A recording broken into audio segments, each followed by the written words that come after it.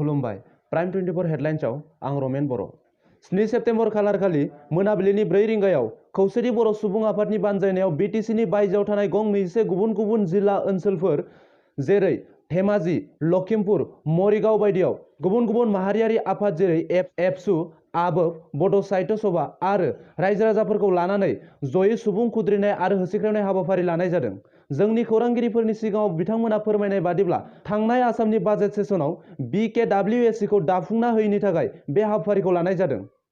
आसाम केबिनेटआव बर'नि 7 मन्त्रि थासेयावबो BKWSCखौ दाफुंना होआलासिनो गुबुन हारिनि मटक, मरान, कमतापुर अट'नमास काउन्सिलखौल' दाफुंनानै होनाया थारैनो दुखुनांथाव, लाजिथाव होननानै बिथांमोना फोरमायदों। BKWSCखौ खौसेथि बर' सुबुं आफादा 2014 मायथाइनिफ्रायनो दाबिबोबाय थादोंमोन आरो दिनै बेखौ मोननायनि लामायावसैमोन। नाथाय हाग्रामा महिलारि WPT मिनिस्टार चन्दन ब्रह्म मोननि दाफुंनो गोसो गैयैनि थाखाय बे खेबावबो फेलें जाबाय। बेनि थाखाय बिटिसिनि बायजोनि बर'फोरा BPF राजखान्थि हान्जानि बेरेखायै खुद्रिखांदों। दानिया फै लखिमपुर जिल्लायाव बेनि गोहोमा माबादि नायदिनि।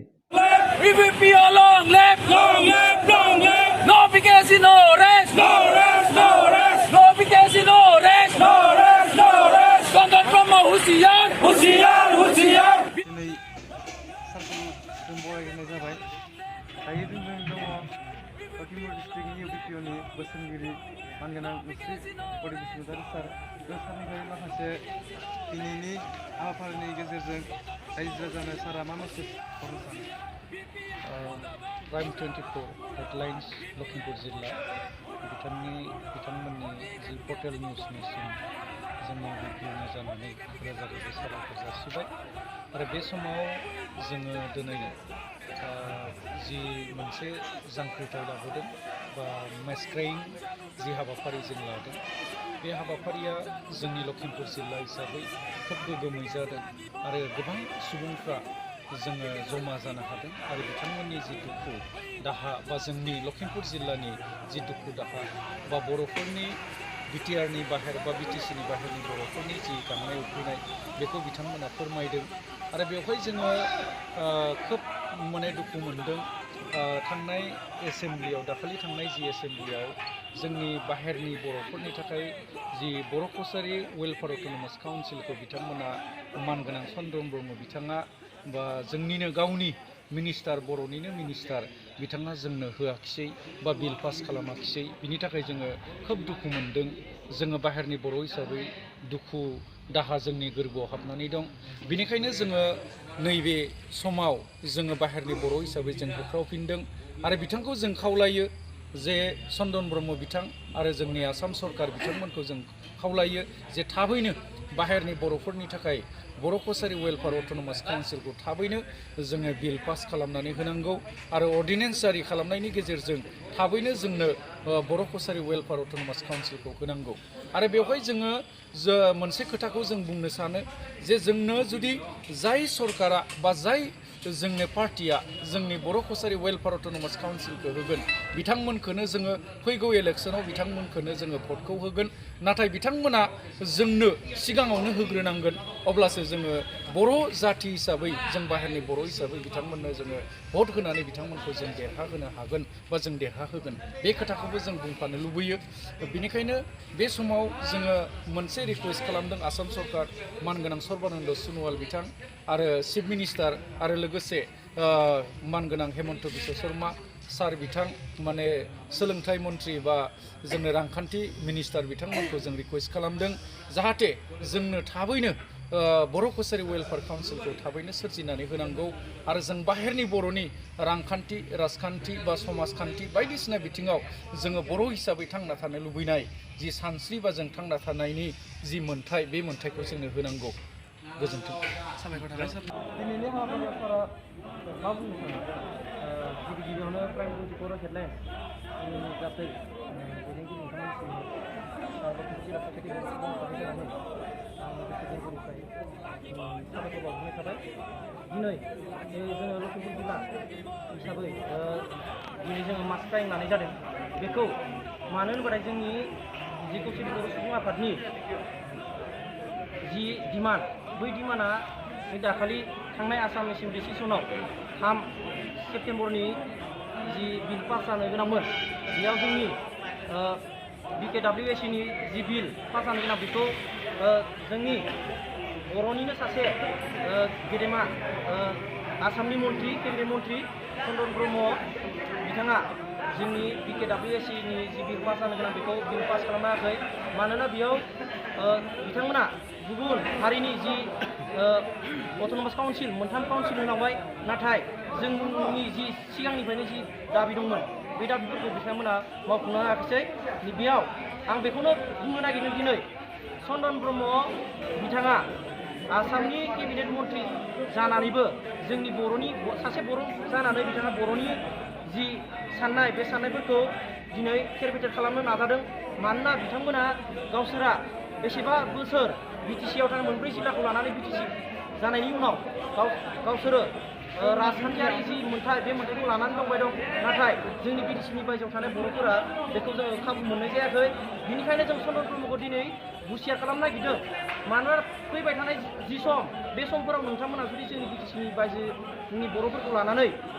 राजखान्थियारि गेलेनो सानदोंब्ला नोंथांमोना बिनिफ्राय गोजानाव थानांगौ नङाब्ला बिनि सायाव जों बिनिख्रुइ आरो दिनै जि मासख्राय लादों बिनिख्रुइ आरो उनाव बांसिन जोङो धरना कार्जकुसि लानो गोनां जागोन लोगोसे बेयावनो आं बुंनो सानदों BPFनि दैदेनगिरिफोरखौ बा गासै आसामाव थानाय जेसेबां बर'नि जि मिनिस्टार साथाम मिनिस्टार दं लोगोसे BPFनि MLA बिथांमोनखौ थाबैनो बिथां चन्द्रन ब्रह्मखौ जोंनि WPT आरो BC मन्थ्रिनिफ्राय थाबैनो बोख्लायनांगौ मानोना बिथाङा जेसेबां जोंनि बर' हारिनि गेजेराव थाबाय थागोन एसेबांनो जोंनि गेलेमजुजों जाबाय थागोन मानोबाथाय नै दिनैयो जोंनि गुबुन हारिखौ मावनानै जोंनि बर' हारिनिखौ मावाखै बेखौनो जों बुंनो नागिरदों बेनिखायनो आरो लोगोसे जोङो दायो जोंनि जि डिमान्ड BKWSC बेखौ थाबैनो आसाम सरकार आरो जि एलायन्स सरकार BPF थाफानाय बिथांमोना थाबैनो जोंनि जि डिमान्ड बे डिमान्डखौ थाबैनो मावफुंनांगौ गोजोन्थों আমি ইয়াত সকলোৱে উপস্থিত হৈ আজি গণশিয়ৰ যি কাৰ্যসূচী আৰম্ভ কৰিছোঁ গণশিয়ৰ কাৰ্যসূচী লৈছোঁ তাৰ মেইন উদ্দেশ্যটোৱে হ'ল যিহেতু আমাৰ BKWSC বড়ো কছাৰী ৱেলফেয়াৰ অট'নমাছ কাউন্সিল অসম চৰকাৰৰ মাননীয় মন্ত্ৰী হিমন্ত বিশ্ব শৰ্মা ডাঙৰীয়া তেখেতৰ কথা মতে তেখেতে কৈছিলে যে আমি এইবাৰ যিটো ছামাৰ ছেছনৰ যি আসাম এছেম্বলিৰ বাজেট ইয়াত আমি আপোনালোকক যি বিল বড়ো কছাৰী ৱেলফেয়াৰ অট'নমাছ কাউন্সিলৰ বিল সেইটো পাছ কৰি দিম আৰু অলৰেডি সকলো ব্যৱস্থা হৈছিলে অকল পাছ কৰিবলগীয়া আছিলে পাছ কৰিবলৈ অকণমান থাকিলে কিন্তু আমাৰ যিহেতু WPT মন্ত্ৰী আমাৰ এই বড়ো জনগোষ্ঠীৰ মন্ত্ৰী চন্দ্ৰন ব্ৰহ্ম ডাঙৰীয়া তেখেতৰ যিটো আনউইলিংনেছ তেখেতে মানে এখন বিল পাছ কৰিবলৈ মন নকৰিল এইটো কাৰণে আমি চন্দ্ৰন ব্ৰহ্মক আজি ধিক্কাৰ দিবৰ কাৰণে BPFৰ মন্ত্ৰী হিচাপে সকলো BPFৰ নেতৃসকলক আমি নেতৃবৰ্গক আমি ধিক্কাৰ দিবৰ কাৰণে আজি গণশিয়ৰ আৰম্ভ কৰিছোঁ আৰু আমি ধিক্কাৰ দিছোঁ চন্দ্ৰন ব্ৰহ্ম ডাঙৰীয়াক আমাৰ মিনিষ্টাৰ হৈ আমাৰ বড়ো মিনিষ্টাৰ এজন হৈ তেখেতে আমাৰ যিটো বিল তেখেতে পাছ কৰিব পাৰিলেহেঁতেন কিন্তু তেখেতে পাছ নকৰিল এইটো তেখেতে উইলিংলি পাছ কৰা নাই তেখেতৰ হয়তো কিবা ৰাজনৈতিক উদ্দেশ্য থাকিব পাৰে এইটো আমি ধিক্কাৰ দিছোঁ আমি দাবী জনাইছোঁ অতি শীঘ্ৰে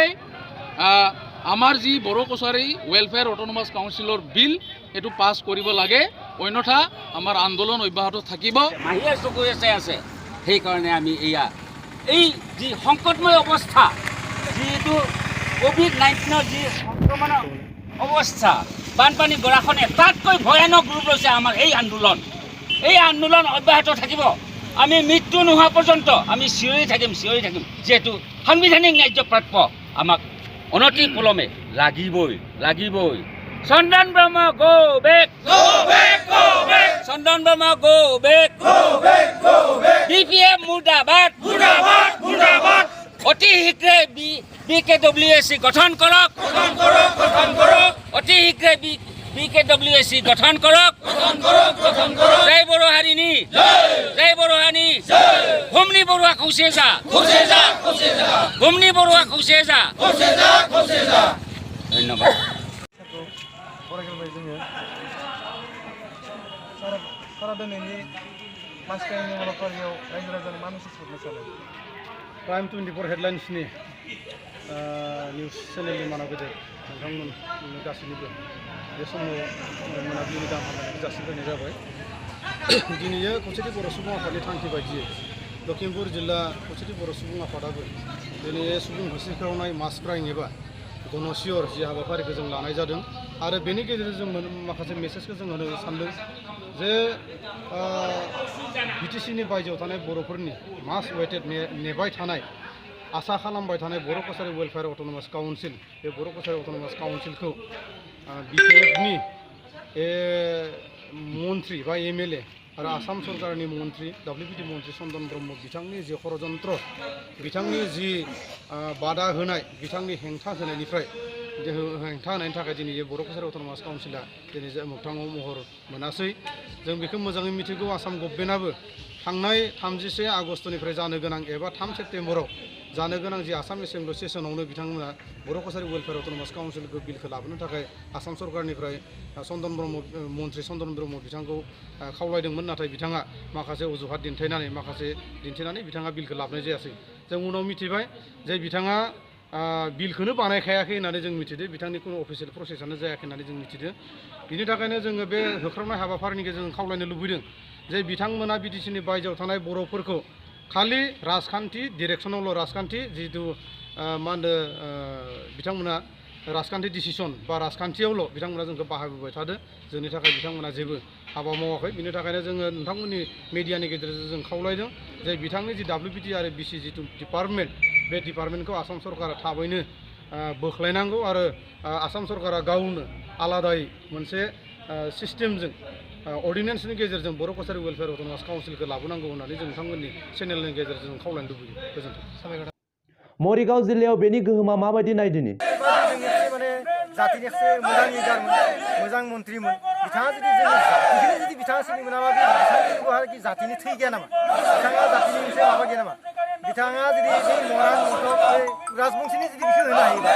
बिथाङा राजबंशी बेनि थाखायनो जे थांनाय आसाम एसेम्बलियाव बिटिसिनि बाहेरायाव थानाय बर'फोरनि थाखाय माने নিজস্ব खुंथाय माने अट'नमास काउन्सिल अट'नमास काउन्सिल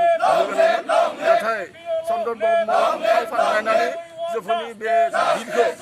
बर' कसारि अट'नमासनि बिलखौ लाबोआसै। बेनिखायनो बिथांखौ दिनै धिक्कार होदों। बिथांखौ बोख्लायना जेरैबायदि हायो माने असम गभर्नमेन्टआ असम सरकारा जोंनो